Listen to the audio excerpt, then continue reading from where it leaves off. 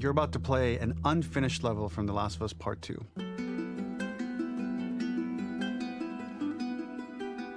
The reason we added this section is there are a few sequences, and we picked the 3 of the best ones, that we cut from the game. You know, often we build a game that's much bigger than what ends up being the final product. They were months away from being finished, but we wanted to give you an insight of what it's like when we built the game, because often we have this whole thing constructed and it doesn't have final art or audio or dialogue. And here you get to see the building blocks of what it's like when we first string a bunch of these levels together. This is the intro to the first deleted level, and this one is the roughest of the 3.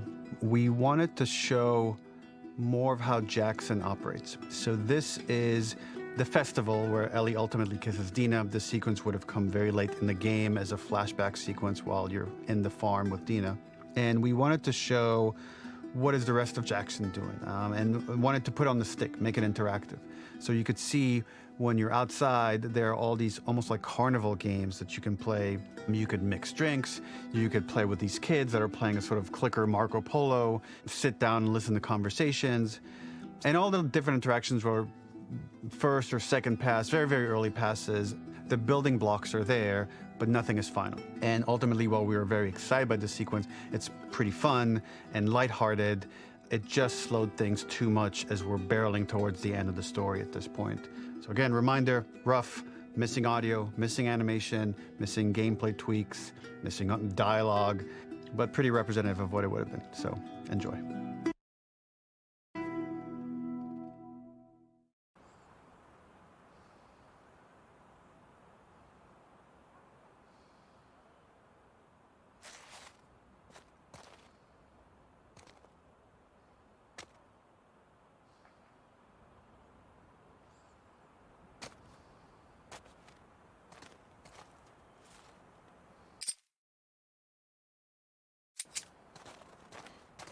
Originally, this level was going to transition us to farm.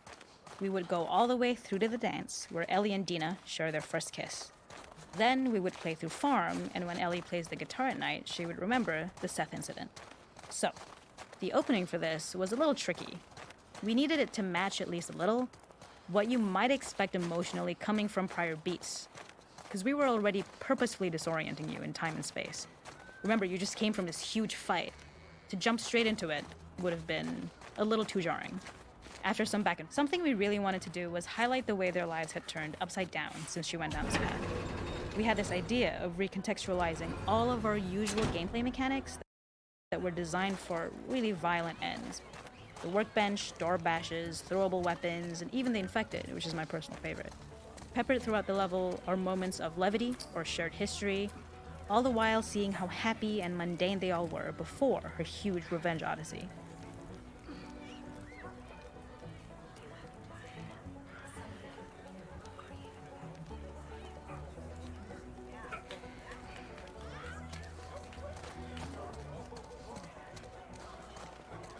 The makeup artist is pretty simple. It's one of those little in-game scenes we peppered in to make it feel like Ellie had roots in the town. Hallie, our writer, mentioned that in her mind, an ex-girlfriend of Ellie's tattooed her arm to cover up her scar.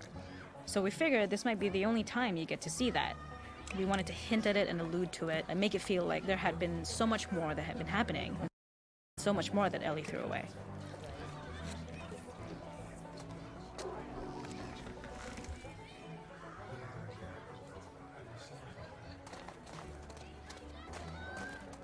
It is not a festival without one of these throwing games. This one, of course, uses our throwable system where you're often chucking explosive things or stunning things, but for a more wholesome purpose, although some people take this game really seriously. A fun aspect of this is if you did well, you could win a toy here. Ellie would place it in her pocket. If you had done this, you'd find the toy with JJ, the baby, later back at the farm. When we cut this, the toy made it through anyway because it was so cute. It is the same one you see on the tractor at the farm. Ollie the elephant.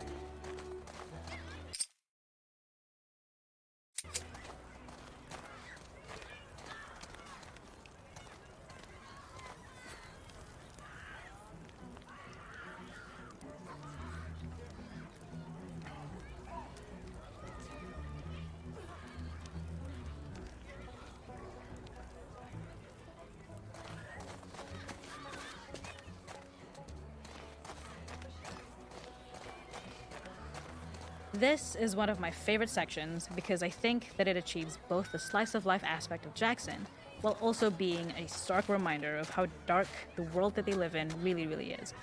To attract attention and curiosity, one of the kids was supposed to make this adorable, messed up little clicker impression, and the others would giggle.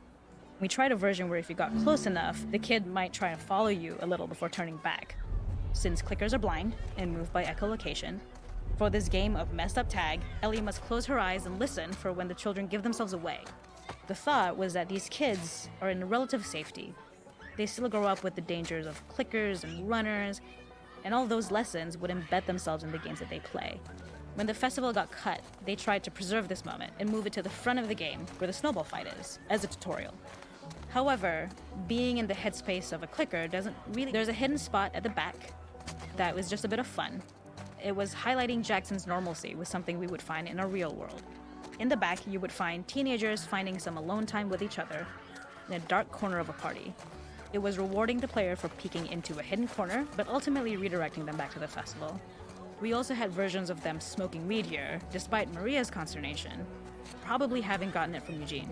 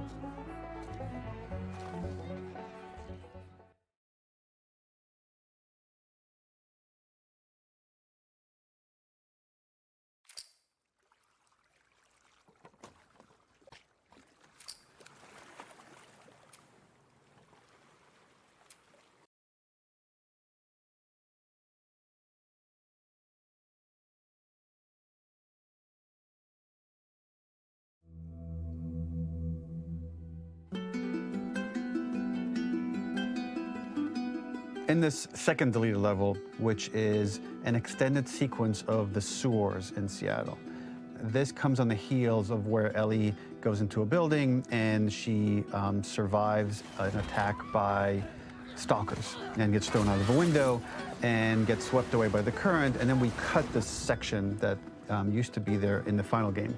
Now you will get to play it. So this was a way to get a bit more interesting puzzles, interesting traversal, figure out how Ellie can navigate the sewers with the fighting current. Ultimately, with a lot of these levels and these sequences, the reason why we cut them were for pacing purposes. But here it is for you in this very kind of raw form that part of it will feel finished, parts of it will feel like assets are missing as far as audio, animation won't be final. But it's a glimpse into what a game looks like when it's months away from finishing. Enjoy.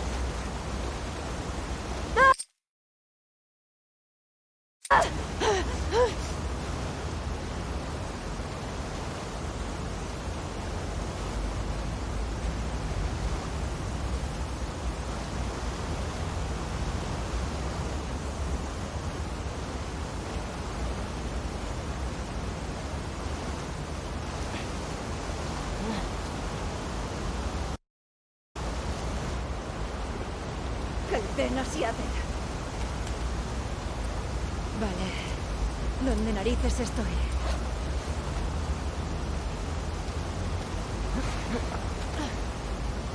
The ladder acts as an immediate goal for the player, but being able to climb out is not going to be so easy. ¿Es To una keep puta levels broma? interesting and engaging, we alternate between positive and negative values the player experiences. Here, it's a positive to have found a ladder, but then a negative to discover it's not the solution. Vale. But then another Habrá positive to otra identify salida. the next short-term goal of the doorway.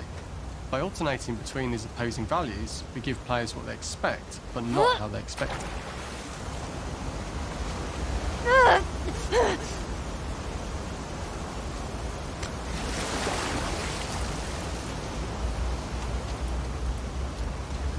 This level, internally known as Find Nora, was quite long in duration as we had to make Ellie traverse far distance to the opposite side of downtown Seattle. The sewer section was originally longer than what we released the game with, approximately 10 minutes more. This was one of the few areas of the game. When players reach the doorway and enter into the room, they are faced with a dead end. The real reason for this dead end room is that on the reversal, when exiting back out of the doorway, players are faced with the route onwards. A pipe that they'd not been able to see when they were swept past it on the way in, and something that was hidden from view when on the side platforms. The intention here being that the only option is to go off the standard path in order to search for a way out. Qué ganas de largarme. Throughout the rest of the level, we also use light to indicate to the player. We slowly introduce the player to consider climbing into smaller pipes and crouching in these tight spaces. Arriba y This is to afuera. slowly build up. We added a Sube tiny arriba y space afuera. just to reward the player's exploration with a pickup item, and we made sure it was something that made sense that you'd find in this area. We love the idea of making Ellie prone through a tiny, dirty pipe in order to get out, as it was a great opportunity to use our prone mechanic. A unique camera setup was created to support crawling in these pipes, as the standard prone camera is much higher Mantén la above the calma, player. Ellie. We also created custom collision in order for Ellie to manoeuvre in these tight spaces easily. Initially, the oblong collision capsule around her character caused issues crawling around corners. We put extra effort into the custom corner collision so the movement experience is as smooth as the main game. In order for the player to feel cramped, claustrophobic and desperate, we'd been enforcing the traversal mechanics that allow for a tight environment which promote these feelings. We introduced the use of the squeeze through so that we can keep the player feeling enclosed and tight, but without repeating the same geometry. Here we change from low ceilings with wider walls to high ceilings and tight walls to change up the spatial pacing and keep the level jodan, from repeating universo. itself.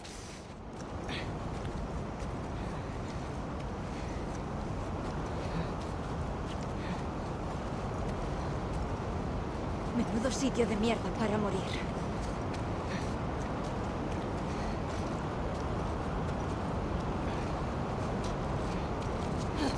Originally, we had the waterline much higher here, so players had to swim through this type. As we surface from the water and over the crest of the slope, we reveal what is further in this tunnel. A clicker that sprouted and fungus has grown on the sides of the pipe. It was great to see people who user tested this area becoming increasingly worried as we forced the player to squeeze past the fungus and inches away from the clicker's face, all the time not being sure whether the clicker might be alive or attack them. Although we aren't as cruel as to force a clicker attack in such close proximity, we do have a payoff for this moment.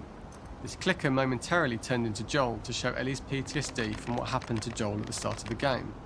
Ultimately, we decided to save this moment for the farm level, as it was more impactful there because it could become the centrepiece of that experience. Whereas in the sewers, we weren't able to make it as much of a narrative point and give it the breathing room and reaction time that it deserves, given the tight space. ¡Mierda!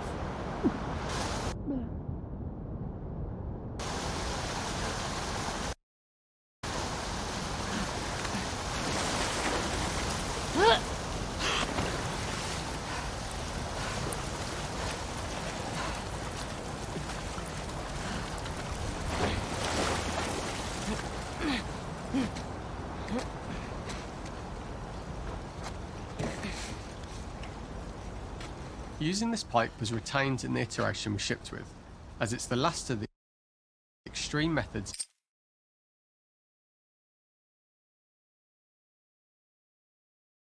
Ellie has to undergo in order to escape the sewers, and what she will go through in her pursuit of revenge.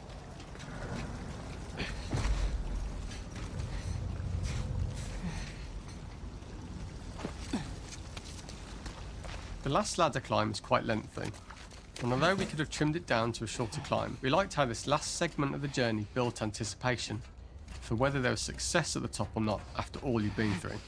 Ultimately, the ladder exits out into the subway station, which is how it connects in the final game. Ellie then has to find her way to the hospital from here, crossing paths with the scars for the first time.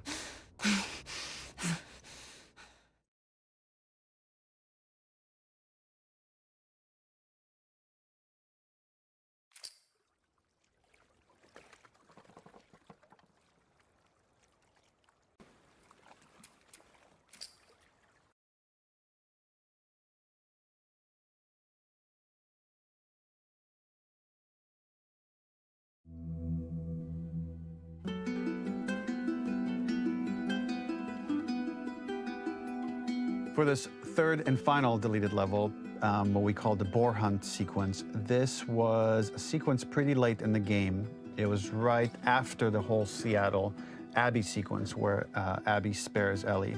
And then we wanted to come back into Ellie's story, but keep it a bit mysterious of how much time has passed, where is Ellie now? So we're coming in on Ellie and she's following a trail of blood. And we wanted to mirror in a way the deer hunt sequence from the first game, but this time do it with a boar. And there's something with Ellie that now she can't let go of this violence. She's pursuing it, even against this innocent animal. This was another opportunity to show how the violence that Ellie has experienced, the violence that she witnessed being afflicted onto Joel, is still sticking with her, and she's still experiencing these PTSD moments. This was a sequence that was pretty far along and was cut pretty late in production. Parts of it are still really rough, but the gameplay, the building blocks were all there. I think you'll have fun to see, like, again, a rough, unfinished sequence that you can play. You can see all the way to the end, and including a cinematic that we end up cutting. And the remnants of the sequence ended up being mentioned in Ellie's journal. So this part of the story that we developed still made its way into the game as kind of optional stuff that you could read about, but here you get to experience it. So as a reminder, this is pretty rough, months away from being finished, but you get to see it now.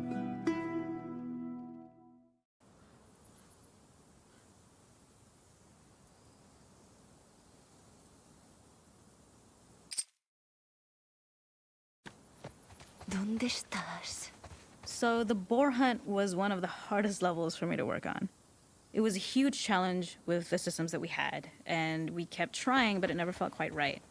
Originally, the level happened after the Jackson Festival, which also got cut, but once the festival got cut, it became the prologue to Farm. The intended experience is that we jump forward in time after the fight with Abby in the theater. We don't know where Dina is. We likely assume she's dead because she was just... In early iterations of the fight, it was more arena-like. The player slowly whittles down the boar's health. Ellie gets more visceral and more vicious. We get a little worried about her. As the boar gets weaker, more panicked, more feral, and we start feeling sympathetic to the boar, was the hope. Te pillé. In all of these iterations, especially with these wider areas, it required custom AI and scripting to make sure it continued to feel organic as an animal, but we really needed it to do specific stuff. It needed to be able to close distances really, really quickly. The gas station was built to highlight the boar's destructiveness. Since it's cramped, the boar feels larger. We also feel trapped with it, though perhaps it's trapped with us. When it charges, it gets to us quickly, so we must be on our toes. This made it more aligned with Ellie's sort of hunting for trouble mindset. Listening became more important, as well as moving around slowly so it didn't hear you. Could you spot it before it saw or heard you? And could you get a shot off quickly enough so you could dodge out of the way? No veo Or nada. is the shot worth the cost after? It feels like a gamble. By the end of the fight, everything would likely be in shambles. The boar would burst through the back, and Ellie would follow it and finally enact revenge.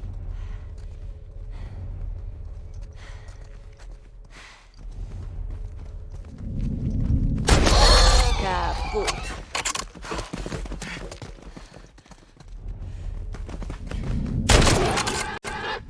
Ya está. No hay a dónde ir.